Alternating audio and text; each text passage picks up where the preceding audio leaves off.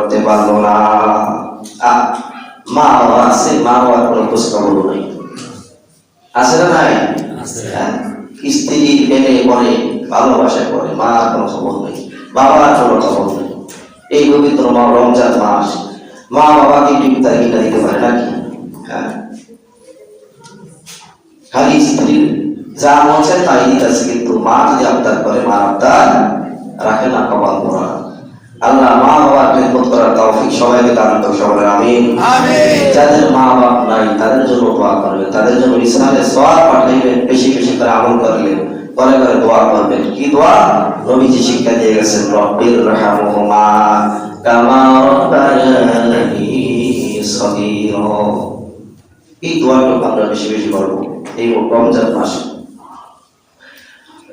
তাহলে আমরা এই রমজান মাস পাওয়ার পরও আমরা কি করতে পারলাম না? গুনাহ মাফ করতে পারলাম না। জীবনে কত বছর কত যুগ চলে গেছে, রোজা রাখি নাই, বাইরে আগামী বছর বাঁচবেন এমন কোনো গ্যারান্টি আছে নি? আরে আমার কত সাথী ভাইরা দুনিয়া থেকে চিরবিদায় নিয়ে অন্ধকার কবরের মাটির সাথে মিশে গেছে। আপনার আমার এরকম আগামী বছর হইতে পারে, আর মনে হয় পাবেন না। আরে কত মানুষ সুস্থ ছিল, এই রমজান অসুস্থ হয়ে পড়েছে, রোজা রাখতে পারতেছে না। তাহলে এই রমজান মাস পাওয়ার পর যদি গুনাহ মাফ না করাইতে পারেন, মাহরুম হয়ে যাবে। ওই জাহান্নাম আপনার জন্য অপেক্ষা করতেছে, জাহান্নামের আগুন আপনারা সহ্য করতে পারবেন না। এই জন্য হাতে করব, পায়ে করব, বাইরে রোজা কিন্তু সারা যাবে না। যাবেনি? যারা ইচ্ছাকৃত ভাবে যারা কি করবে, রোজা ভেঙে ফেলবে। আল্লাহর পয়গম্বরের হাদিসটা ভালো করে শুনে নেন। আল্লাহর পয়গম্বর ঘুমানো অবস্থায় দুইজন ব্যক্তি আসলেন। আল্লাহর পয়গম্বর স্বপ্নে দেখতেছে, আল্লাহর পয়গম্বর ঘুমানো অবস্থায় আছেন। দুইজন লোক নবীজির সামনে এসে নবীজির দুইটা বাহু এভাবে ধরলেন, একটা বাহু এভাবে ধরলেন আর একটা বাহু এভাবে ধরলেন। দুইজন লোকে নবীজির বাহু ধরে নবীজির টানা ইচ্ছা করতে করতে টানতে টানতে নবীকে একটা জায়গায় নিয়ে গেলেন।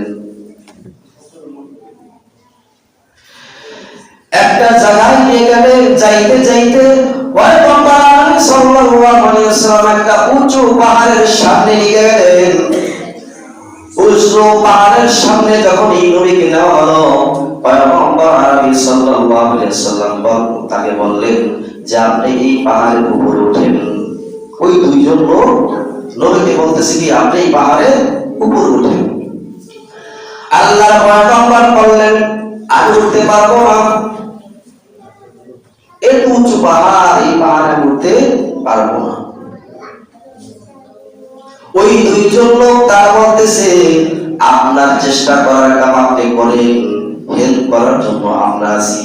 সুবহানাল্লাহ বলেন। আপনি আপনার কদম বাড়ায় দেন, আপনাকে পাহাড়ের উপরে ওঠানোর দায়িত্ব হলো আমাদের। পয়গম্বর আরবি সাল্লাল্লাহু আলাইহি ওয়াসাল্লামকে এই দুইজন সহযোগিতা করে পাহাড়ের চূড়া উঠাইলেন। আল্লাহর পয়গম্বর যখন এই পাহাড়ের চূড়া উঠলেন, নবীজি কিন্তু এগুলো সব স্বপ্নে দেখতেছে।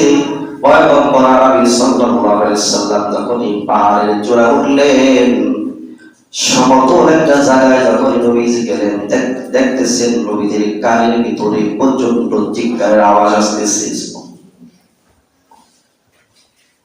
প্রচন্ড চিৎকারের আওয়াজ শোনা যায়। আল্লাহর পয়গম্বর সামনে গেলেন।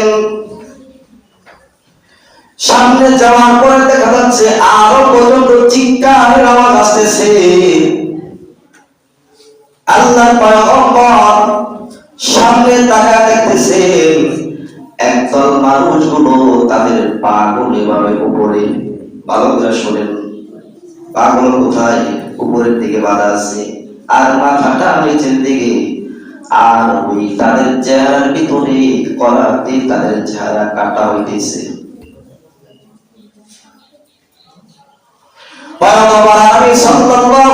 সাল্লাম দেখলেন কি তাদের পাগুলো উপরে আর মাথাটা নিচে, আর তাদের চেহারাগুলো করাম দিয়ে কাঁপতেছে, চেহারার থেকে রক্তক্ষরণ হইতেছে।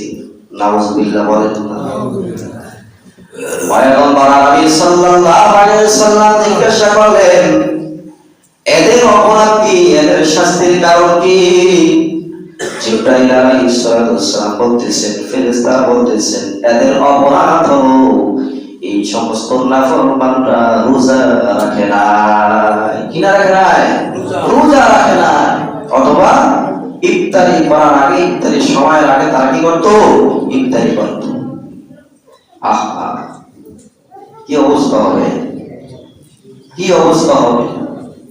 ইচ্ছাকৃত ভাবে রোজা যদি কি করে ভেঙে দেয়, তাহলে তাদের শাস্তি কঠিন না হালকা?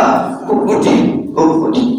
মনে রাখবেন, খুব কঠিন। এই যে বলে দিলাম না, এই তো বলে দিলাম, এরপরে যদি আপনারা রোজা ভেঙে দেন ইচ্ছাকৃত ভাবে, অযথা তামাশা করে, আমি রোজা না রাখলে কার কি হবে, কার বাবার কি, এরকম বলে তামাশা শুরু করছে।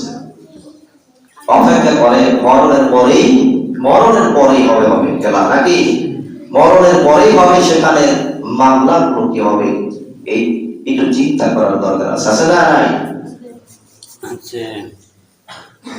সাহাবায়ে কেরামদের ভিতরে একজন সাহাবী, তিনি বর্ণনা করেন, আব্দুল্লাহ ইবনে মাসউদ রাদিয়াল্লাহু তাআলা, তিনি বলেন, এই রমজান মাসের যদি কোনো ব্যক্তি যদি একটা রোজা কি করে ছেড়ে দেয়, সারা জীবন যদি ওই ব্যক্তি এই রোজার ঘাটতি পূরণ করতে চায়, কিন্তু ঘাটতি আর পূরণ হবে না।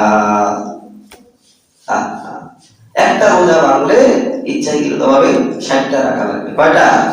60টা রোজা। এটা কাফারা রাখবে। এরপরও নবীজি বলে যে একটা রোজা ভাঙার কারণে আপনি আজীবন রোজা রাখবেন, কিন্তু ওই রোজার ফজিলতটা আপনি পাবেন না। পবিত্র মাস রমজান মাস, আল্লাহ তাআলা আমাদের সবাইকে বুঝবার তৌফিক দান করুন। সবাই আমিন। ইফতারি আমরা নিজেরা একা একা ইফতারি করব না, খবরদার। কাউকে ডাক দিয়ে কি করবো? ইফতারি করব।